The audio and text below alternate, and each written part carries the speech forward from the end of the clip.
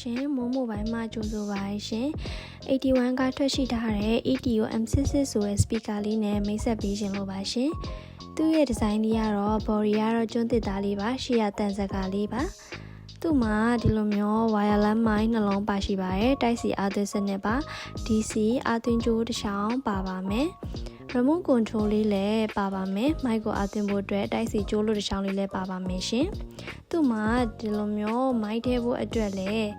နေရာလေးပါရှိပါသေးရဲ့ရှင်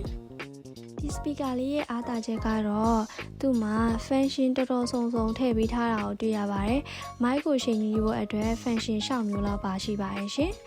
မိုက်ဘောလုံးဘေး travel echo delay reverb အကုန်ချိန်လို့ရပါမယ်ရှင် music bay music travel music ဘောလုံးလည်းဒီကနေချိန်လို့ရပါမယ်ကြိုးမိုက်အသုံးပြုဖို့အတွက်လည်းကြိုးမိုက်ပေါက်တစ်ပေါက်ပါရှိပါရဲ့ရှင်ဒီကတော့ power ဖွင့်ပိတ်ခလုတ်လေးပါ power ဖွင့်တဲ့ခါကျရင်လည်း LED display လေးနဲ့ပြပေးပါတယ်အတန်အတိုးရှဲကိုလည်း LED မှန်ပြင်လေးကနေပြီးတော့ကြည့်လို့ရနိုင်ပါတယ်ရှင်